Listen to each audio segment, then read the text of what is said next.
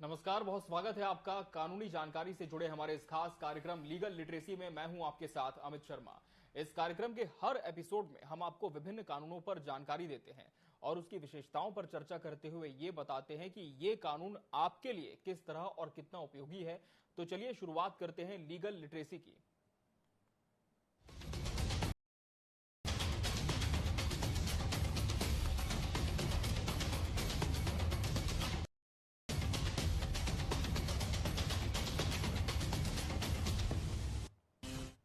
Legal literacy के आज के एपिसोड में हम बात करने जा रहे हैं आर्म्स एक्ट पर। हम जानेंगे कि इस एक्ट का उद्देश्य क्या है, आर्म्स एक्ट में क्या शामिल है।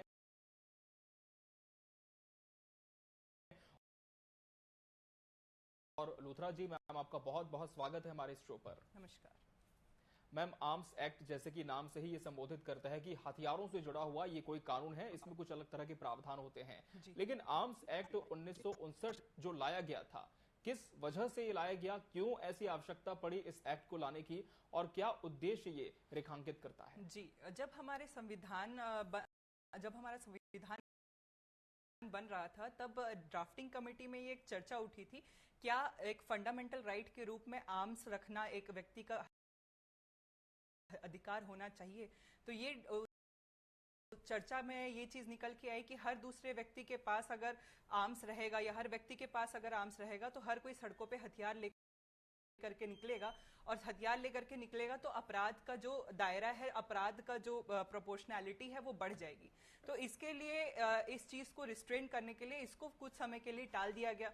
लेकिन उसके बाद आर्म्स एक्ट 1959 का ये जो आर्म्स एक्ट है ये बना, और उसके बाद ये रेगुलेट करने के लिए, क्योंकि आवश्यकता होती है कुछ लोगों की सेल्फ डिफेंस के लिए, स्पोर्ट्स के लिए या शूटिंग पर्पसेस के लिए, या फिर जो सिविलियंस होते हैं उनकी सेफ्टी पर्पसेस के लिए, क्योंकि राइट टू प्राइवेट डिफेंस भी होता है हमारे संविधान में, हमारे जो लॉज है उसमें प्राइवेट डिफेंस का भी प्रावधान है। तो उसके लिए आवश्यकता पड़ गई कि हाँ, अगर कुछ दायरे में रख करके एक रेगुलेशन लाया जाए जिसमें आर्म्स कोई भी व्यक्ति कैरी कर सके, तो उसके लिए आर्म्स एक्ट को लाया गया। इसका उद्देश्य बस यही है कि जो कब्जा रखना, उसका उपयोग करना, साथ ही साथ उसका ट्रेड करना, जो भी हथियार है उसका ट्रेड करना, इन सब चीजों को सबको रेगुलेट करना, उस पर कानून बनाना, साथ ही साथ उसमें पेनल्टीज इंपोज करना, ये सारा कुछ ऑब्जेक्टिव था आर्म्स एक्ट का। दो, जैसे इसको एग्जाम्पल से समझते हैं कि एक व्यक्ति है, अजय नाम का कोई व्यक्ति है, उसे पिस्टल रखना है क्योंकि उसको जान का खतरा है किसी प्रकार से, तो वो पिस्टल रखे तो लाइसेंस ले करके ही रखे, अदरवाइज वो इस एक्ट के अंतर्गत अपराध कारित कर रहा है, तो ये चीज समझा जाएगा। साथ ही साथ अगर देखा जाए, पुलिस कहीं पे कुछ आरोपियों को पकड़ती है जो किसी क्रिमिनल एक्टिविटी में है, और उनके पास में ऑटोमेटेड मशीन गन्स है, तो ये कॉन्ट्रावेंशन ऑफ आर्म्स एक्ट में उन्होंने ये कृत्य किया है, तो उनको गिरफ्तारी की जाए, तो ये सब कुछ मेंशन्ड है आर्म्स एक्ट में। तो इसीलिए इस पूरी प्रक्रिया को रेगुलेट करना, कानून बनाना और पेनल्टीज इंपोज करना, यही इस एक्ट का उद्देश्य है। जी अमित। बिल्कुल, तो पूरी प्रक्रिया में कानून बनाना, पेनल्टीज इंपोज करना, ये पूरी प्रक्रिया का उद्देश्य है। लेकिन मैम, आर्म्स एक्ट में कौन कौन से ऐसे अहम बिंदु हैं जो तब से लेकर अब तक शामिल किए गए हैं? जी, सबसे पहले लाइसेंस का प्रावधान दिया गया है। इसमें विभिन्न प्रकार के लाइसेंस है जो हम आगे जाके चर्चा करेंगे कि किस इस प्रकार से हम लाइसेंस ऑब्टेन कर सकते हैं, किस तरीके के लाइसेंस ऑब्टेन कर सकते हैं। पोजेशन का अलग लाइसेंस होता है, ट्रांसपोर्ट का अलग होता है, क्लीनिंग के लिए, तो इस प्रकार से एन नंबर ऑफ लाइसेंसेस इस एक्ट में बताए गए हैं। डिस्कस किया गया कि लाइसेंस जारी कौन करेगा, सर्च एंड सीजर कौन करेगा, इन्वेस्टिगेशन कौन करेगा, ये सारा कुछ इस एक्ट में कवर किया गया। जी अमित। बिल्कुल, तो ये तमाम चीजें इस एक्ट के अंतर्गत लाई गई हैं। मैम, अब आपसे हम ये भी जान लेते हैं कि इस एक्ट के तहत किस प्रकार के लाइसेंस है वो प्रदान किए जाते हैं और कौन इसके लिए पात्र होता है। जी, सबसे पहले हम एक्विजिशन लाइसेंस के बारे में डिस्कस करेंगे कि कौन व्यक्ति है, क्या एलिजिबिलिटी है जो इस एक्ट के अंतर्गत लाइसेंस को एक्वायर कर सकता है। साथ ही साथ पोजेशन, कब्जा रखने का लाइसेंस इसमें एक प्रकार का लाइसेंस है। उसके बाद कैरी करने का लाइसेंस, ऐसा होता है कि कुछ लोगों के पास कब्जा रखने का लाइसेंस है, जैसे सेलर होता है। सेकेंडली, कैरी करना किसी पब्लिक प्लेस में या फिर जहां पे उनको सेल्फ डिफेंस का जो है यूज करना है वहां पे, तो कैरी करने का लाइसेंस, उसके बारे में इस एक्ट में चर्चा की गई है। साथ ही साथ कौन से ऐसे प्रोहिबिटेड आर्म्स हैं उसको प्रोहिबिटेड आर्म्स को भी कैरी करने का भी लाइसेंस जारी इस एक्ट के अंतर्गत किया जाता है। आर्म डीलर का जो लाइसेंस है वो भी प्रोवाइड उसके बारे में भी प्रोविजंस इस एक्ट में दिया गया है। मैन्युफैक्चर करने का उत्पाद करने का लाइसेंस भी इस एक्ट के अंतर्गत दिया गया है। इंपोर्ट एक्सपोर्ट का लाइसेंस भी है, रिपेयर का लाइसेंस भी है, एम्यूनेशन का लाइसेंस भी है। इस प्रकार से विभिन्न प्रकार के लाइसेंसेस के बारे में इस एक्ट में डिस्कस किया गया है। जी हाँ, बिल्कुल। गोला बारूद और हथियारों की बात करें तो बहुत सारी इनकी वैरायटीज होती है, बहुत सारे प्रकार के होते हैं, लेकिन इस एक्ट के अंतर्गत यदि हम बात करें मैम, तो कौन से ऐसे हथियार और गोला बारूद है जिन्हें प्रतिबंधित किया गया है? जी, इस एक्ट में सेक्शन 3 का जब हम अवलोकन करते हैं तो जो फुल्ली ऑटोमेटेड आर्म्स होते हैं, वेपन्स होते हैं, उसको प्रोहिबिट किया गया है। साथ ही साथ जो शॉर्ट बैरल शॉटगन्स होते हैं उनको प्रोहिबिट किया गया है। फायर आर्म्स जिनकी लेंथ जो है वो 45 सेंटीमीटर यानी 18 इंचेस से कम है उसको प्रोहिबिट किया गया है। साथ ही साथ जो जंग में यूज करने वाले वेपन्स होते हैं, वेपन्स ऑफ वॉर होते हैं, मशीन गन्स होती है, आर्टिलरी होती है, बुलेट्स वगैरह होती हैं, मॉर्टर्स होते हैं, इस प्रकार के जो एमिनेशन है उसको प्रोहिबिट किया गया है। साथ ही साथ गोला बारूद की जब हम चर्चा कर ले तो मिलिट्री और पैरामिलिट्री पर्पसेस के लिए, सैन्य और पैरामिलिट्री पर्पसेस के लिए अगर कोई गोला बारूद है तो उसको प्रोहिबिट किया गया है। और 0.45 इंचेस यानी 11.4 मिलीमीटर की जो कैलिबर वाली एमिनेशन है उसको प्रोहिबिट किया गया है। साथ ही साथ आप इसमें तलवार, जो धारदार जितने भी हथियार होते हैं, तलवार हो गए, चाकू हो गया, चाकू की भी एक 9 इंचेस का उसमें प्रावधान है। 9 इंचेस से ज्यादा का अगर एक्सीड कर रहा है उसका ब्लेड, उसको प्रोहिबिट किया गया है। डंडा, स्टिक जो हथियार के रूप में यूज किया जा सकता है उसको भी आर्म्स एक्ट के अंतर्गत प्रोहिबिट किया गया है। बॉम्ब्स, ग्रेनेड्स और अदर एक्सप्लोजिव जितने भी सब्सटेंस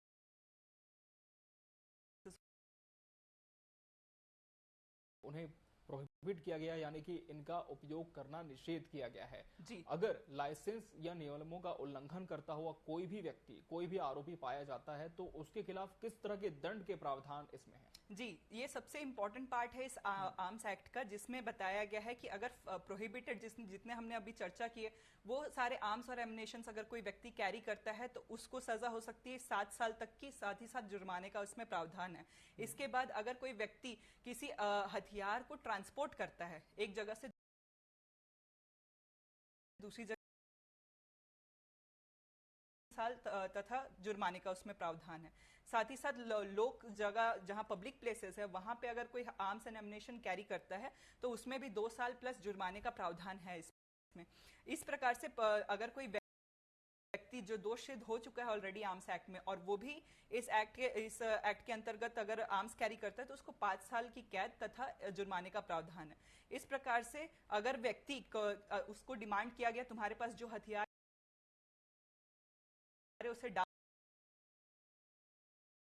या रिफ्यूज करता है तो उसमें भी 1 साल का कारावास प्लस जुर्माने का इसमें प्रावधान है। तो और या अगर कोई व्यक्ति, अगर कोई पुलिस अथॉरिटी है या कोई कंपिटेंट अथॉरिटी, उसका रास्ता रोकना और उसको बंदूक दिखाना, अगर इस प्रकार से कोई कृत्य करता है तो उसमें भी दंड का इसमें प्रावधान है। तो इस प्रकार से विभिन्न अपराधों का इसमें प्रावधान है, पेनल्टीज का। जी अमित, पेनल्टीज की हमने बात की और कौन कौन से दंड के प्रावधान, इस पर भी हमने डिस्कशन किया।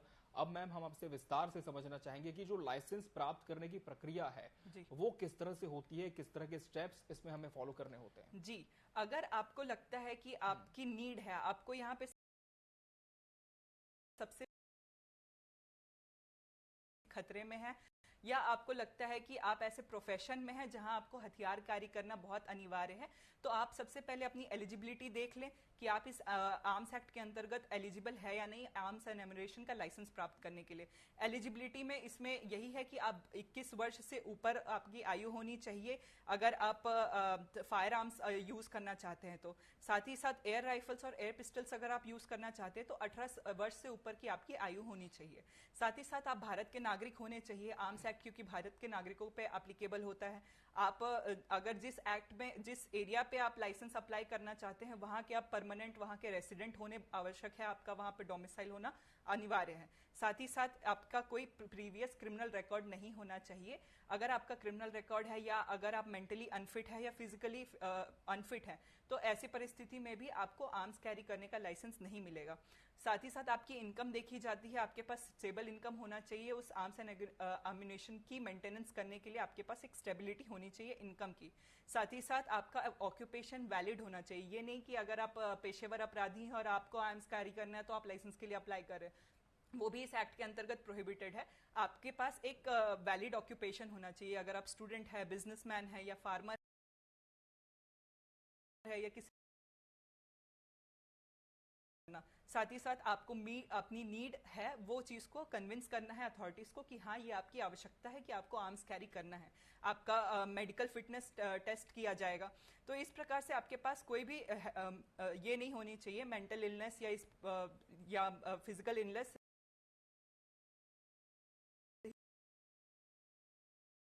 यूज करे कि आपको साथ में रखने का चाहिए, ट्रांसपोर्टेशन का चाहिए या फिर मैन्युफैक्चर का चाहिए, किस प्रकार का लाइसेंस चाहिए वो आप करें। साथ ही साथ आपके पास वैलिड डॉक्यूमेंट्स होने चाहिए। आपकी आईडी प्रूफ हो सकती है, आपका प्रूफ ऑफ एड्रेस प्रूफ हो सकता है, एज प्रूफ हो सकता है, इनकम प्रूफ हो सकता है, कैरेक्टर प्रूफ हो सकता है, मेडिकल सर्टिफिकेट आपका होना चाहिए। इस प्रकार से आपको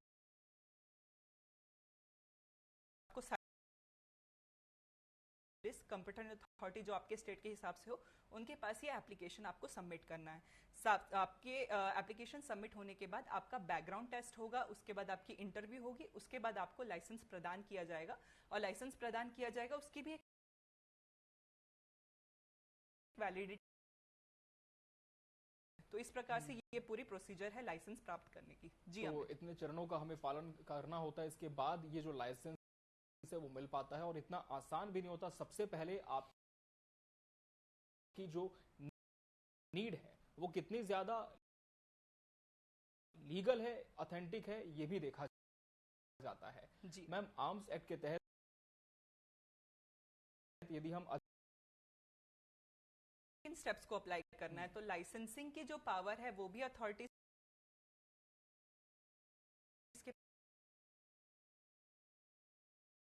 यहाँ पे कोई आर्म्स एमुलेशन या बॉम्ब या कुछ इस प्रकार की चीजें हैं तो वो वहाँ पे इंस्पेक्ट कर सकता है फ्रीली।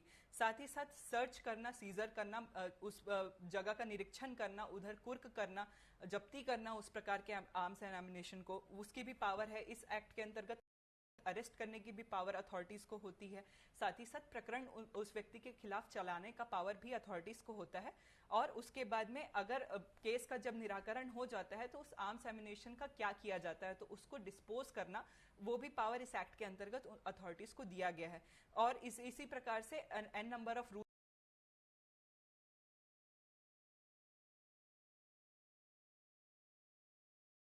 एंड उनके लिए क्या कोई विशिष्ट प्रावधान इसमें शामिल हैं? जी हम सेक्शन 5 का जब अवलोकन करते हैं तो इसमें बताया गया है कि कोई जो व्यक्ति है माइनर, अगर वो है 18 वर्ष से कम है तो उसको वर्जित किया गया है। तो ये स्पेसिफिकली सेक्शन 5 में बताया गया है।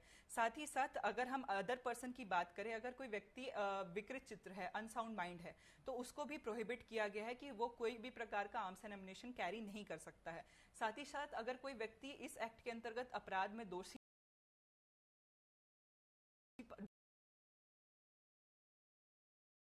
दिया गया है। साथ ही साथ कोई ऐसा व्यक्ति जिसका क्रिमिनल रिकॉर्ड है इस किसी प्रकार का, उसके लिए भी इस एक्ट में आर्म्स एंड एमुनेशन कैरी करना वर्जित है। जी अमित। बिल्कुल मैम, कौन सा मामला कानून शस्त्र अधिनियम के अनुप्रयोग को दर्शाता है, इस पर भी जरूर आप व्याख्या दें। जी, इसके लिए state of Punjab versus Baldev Singh 1999 का एक केस लॉ है जिसमें हमने ये देखा था बलदेव सिंह एक मिलिट्री पर्सनल था और उसने ये जस्टिफिकेशन दिया था कि उसके क्योंकि वो मिलिट्री में है उसके पास राइट है कि वो आर्म्स एंड एमुनेशन कैरी कर सके, लेकिन वो ये चीज साबित करने में विफल रहा था कि जस्टिफाइड ग्राउंड है या नहीं उसके पास आर्म्स एंड एमुनेशन का। सिर्फ मिलिट्री पर्सनल होना ही एक अधिकार नहीं प्रदान कर देता आपको कि आप arms and ammunition public civilian places पे कैरी कर सके। तो इस प्रकरण में बलदेव सिंह को माननीय न्यायालय ने दोषी पाया था और इसमें ये क्राइटेरिया बता दिया गया और साथ ही साथ आप लाइसेंस के अनुसरण में ही उस आर्म्स एंड एमुनेशन को यूज कर रहे हैं और उसका देखभाल कर रहे हैं या उसको प्रोसीड कर रहे हैं, ये आपको प्रूव करना उसी इंस्टेंस में करना बहुत अनिवार्य होता है। तो ये बहुत ही लैंडमार्क केस लॉ था। जी अमित। जी मैम, मैम, अस्थिर क्षेत्रों में अधिसूचित हथियारों के कब्जे को अधिनियम किस प्रकार से संबोधित करता है? जी, सबसे पहले हम जब अथॉरिटीज की बात करें तो वो गुड फेथ में अगर आर्म्स एंड एम्युनिशन पे अगर कोई इन्वेस्टिगेशन करते हैं तो उनके लिए ये प्रोटेक्शन दी गई है सेक्शन 45 में कि उनके खिलाफ में किसी भी प्रकार के क्रिमिनल चार्जेस नहीं दायर किए जा सकते। साथ ही साथ क्रिमिनल्स के साथ साथ इंडेमनिटी बताई गई है। लीगल प्रोसीडिंग, अगर सिविल प्रोसीडिंग भी अगर आप प्रोसीड करना चाहते हैं अथॉरिटीज के अगेंस्ट में, तो वो भी आप नहीं कर सकते जब तक कि वो गुड फेथ में अगर कोई अधिकारी कार्य कर रहा है। अगर वो बैड फेथ में कर रहा है तो डेफिनेटली आप उसमें प्रोसीड करें। आपने कई इंस्टेंसेस हमारे देश में ऐसे देखे होंगे कि पुलिस अथॉरिटीज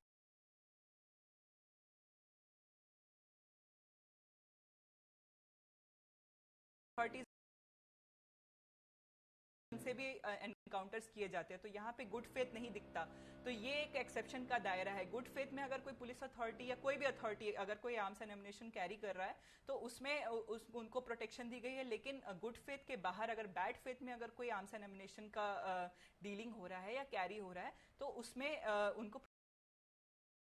प्रोटेक्शन नहीं दिया गया। जी अमित। बिल्कुल मैम, अधिकारियों की जैसे हमने बात की थी, तो इनके द्वारा सद्भावना पूर्वक कार्रवाई की जाए, इसके लिए क्या सुरक्षा उपाय इसमें निर्मित है? जी, इसके लिए यही है कि जब अधिकारियों को पावर्स दी गई है कि वो इन्वेस्टिगेशन कर सके, इंस्पेक्शन कर सके, सर्च एंड सीजर कर सके, तो इसमें उनको गुड फेथ के बारे में बताया गया है कि उनके गुड फेथ में ही कार्य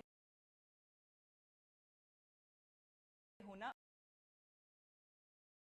बिल्कुल मैम, क्या आप हथियारों के परिवहन से संबंधित प्रावधानों की व्याख्या कर सकती हैं इस आर्म्स एक्ट में? जी, सबसे पहले हम ट्रांसपोर्टेशन के लिए एक स्पेशल लाइसेंस होता है, ट्रांसपोर्ट लाइसेंस, तो उसके बारे में हम डिस्कस करते हैं। सेक्शन 23 में ये बताया गया है कि अगर वैलिड लाइसेंस नहीं है तो व्यक्ति ट्रांसपोर्ट भी नहीं कर सकता। फॉर एग्जांपल, अगर कोई कार है जिसमें कुछ ऐसे ऑब्जेक्ट्स रखे हुए हैं जो आर्म्स एक्ट के अंतर्गत प्रोहिबिटेड है, जो हमने शुरुआत में डिस्कशन किया है, और वो उसको ट्रांसपोर्ट करके लेकर के जा रहा है, अगर उसके पास वैलिड लाइसेंस नहीं है तो उसके खिलाफ में प्रोसिक्यूशन किया जा सकता है, उसको प्रोसिक्यूट किया जा सकता है इस एक्ट के अंतर्गत।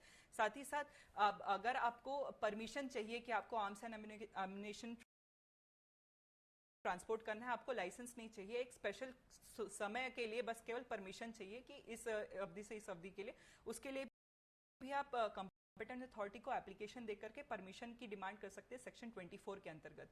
तो इस प्रकार से कई सारे ऐसे कंडीशंस होते हैं जो स्पेसिफाई कर दिए गए आर्म्स एक्ट में कि आप किस परिस्थिति में ट्रांसपोर्ट कर सकते हैं, किस परिस्थिति में ट्रांसपोर्ट नहीं कर सकते। जी अमित। जी मैम। मैम, कौन से अपराधों के लिए हथियारों को जब्त किया जा सकता है और इसके आगे क्या प्रक्रिया होती है? जी, सबसे पहले हम देखते हैं कि कब्जा, अगर कोई अनलॉफुल तरीके से किसी आर्म्स एंड एम्युनिशन का कब्जा रखता है, उसके शरीर से या उसकी संपत्ति से या उसके प्रीमाइसेस से उस प्रकार की आर्म्स एंड एम्युनिशन अगर पाई जाती है तो उसको जब्त किया जा सकता है। साथ ही साथ अगर वो इलीगल तरीके से ट्रांसपोर्ट कर रहा है तो उसमें भी अनलॉफुल ट्रांसपोर्टेशन में भी आर्म्स एंड एम्युनिशन जब्त किए जा सकते हैं। या फिर कोई लाइसेंस के टर्म्स को कॉन्ट्राडिक्ट कर देता है कोई व्यक्ति, कि अगर फॉर एग्जांपल हमारे पास ट्रांसपोर्ट लाइसेंस है कि एक एरिया से एक एरिया तक आप इतने समय से इतने समय तक जाएंगे और इसके अलावा आप रूट चेंज नहीं कर सकते, अगर ये लाइसेंस में टर्म्स एंड कंडीशन आपको दी गई है, अगर उसके कॉन्ट्रवेंशन में भी अगर व्यक्ति ट्रांसपोर्ट कर रहा है तो उसमें भी कन्फिस्केट किया जा सकता है, जब्त किया जा सकता है। या फिर अगर आप आर्म्स एंड एम्युनिशन लाइसेंस के में आपके सबक सिखाने के लिए उसके ऊपर फायर भी कर देते हैं, तो वैसी परिस्थिति में भी जब्त किया जाएगा। इस एक्ट के अंतर्गत उस व्यक्ति के खिलाफ में प्रोसिक्यूशन भी किया जाएगा। साथ ही साथ अगर कोई अथॉरिटी आपको सरेंडर करने के लिए कहती है, अगर आप सरेंडर नहीं करते, उस परिस्थिति में भी कन्फिस्केट किया जा सकता है। तो मैन्युफैक्चर सेल से रिलेटेड भी अगर अनऑथराइज तरीके से आप मैन्युफैक्चर कर रहे हैं, सेल कर रहे हैं, कब्जा रख रहे हैं, तो उसमें भी जब्त किया जा सकता है। तो इस प्रकार से कई सारे ऐसे टर्म्स एंड कंडीशन है जिसमें कन्फिस्केट किया जा सकता है। जी अमित। जी मैम। मैम, ये अधिनियम कंपनियों द्वारा जो अपराध किए जाते हैं उन्हें कैसे संबोधित करता है? जी, जब हम कंपनीज की बात करते हैं तो लगता है कि क्या इसमें कैसे प्रोसीड किया जाएगा। उसके लिए हम इसमें ये डिस्कस कर सकते हैं कि कंपनीज को एज एन इंडिविजुअल कंसिडर किया जाएगा। अगर इस एक्ट के कॉन्ट्रवेंशन में अगर कोई company arms and ammunition carry करती है या पजेस करती है, कोई भी अपराध इस एक्ट के अंतर्गत करती है, तो उसको एक व्यक्ति के रूप में ही ट्रीट किया जाएगा। उसके जो डायरेक्टर्स होंगे वो डायरेक्टली लाइबल होंगे, उनके खिलाफ में क्रिमिनल प्रोसिक्यूशन जारी किया जा सकता है। और इसमें यह भी है कि इम्प्रिजनमेंट और फाइन भी उनके ऊपर इम्पोज किया जा सकता अहम भी है काफी सवाल की जो सार्वजनिक सुरक्षा का मुद्दा होता है, इसे बनाए रखने में शस्त्र अधिनियम क्या महत्व रखता है, जरूर इस पर विस्तार से जानकारी आप जी। जब हम आर्म्स की बात करते हैं तो ये अगर कोई व्यक्ति अगर फिट मेंटल स्टेट में है और वो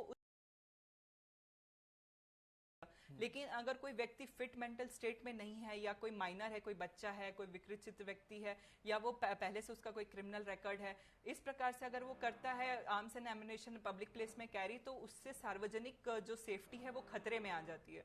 तो आर्म्स एक्ट को जैसे हमने अभी पूरे इस एपिसोड में डिस्कस किया है, कितने स्ट्रिक्ट इसमें लॉज है, कितने स्ट्रिक्ट इसमें गाइडलाइंस है कि अगर आपके पास लाइसेंस है तो भी आपको कितने दायरे में रह करके अपने अधिकारों को यूज करना है। आपके अधिकार ऐसे यूज नहीं होने चाहिए जिससे आम जनता को इसमें परेशानी हो। तो जब हम आर्म्स एक्ट की सिग्निफिकेंस की बात करते हैं, उसकी महत्व की बात करते हैं, तो ये आपके राइट को सिक्योर करते हुए साथ ही साथ पब्लिक सेफ्टी का भी ध्यान रखता है, साथ ही साथ मिस यूज करने से आपको रोकता है कि अगर आपके पास आर्म्स है, आपको पता है कि हाँ इस आर्म्स एक्ट के अंतर्गत रिस्पॉन्सिबिलिटी कैसे मुझे हैंडल करना है, अगर आप कॉन्ट्रावेंशन करते तो आपको पेनल्टीज है, आपको इस बात का नॉलेज है, तो ऑब्वियसली आप इसमें आप एक्सीड नहीं करेंगे। तो ये आर्म्स एक्ट डिसिप्लिन क्रिएट करता है while using your right to private defence, while using your right to carry arms. तो इस प्रकार से इस एक्ट का बहुत ही ज्यादा इंपॉर्टेंस है। जी अमित। बिल्कुल। तो आज लीगल लिटरेसी के इस एपिसोड में हमने चर्चा की आर्म्स एक्ट पर। हमने जाना कि इस एक्ट में कौन कौन से विशिष्ट प्रावधान हैं और उनके उल्लंघन पर दंड की प्रक्रिया क्या है।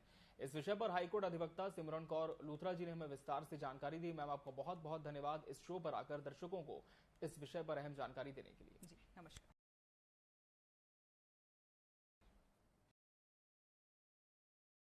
नमस्कार।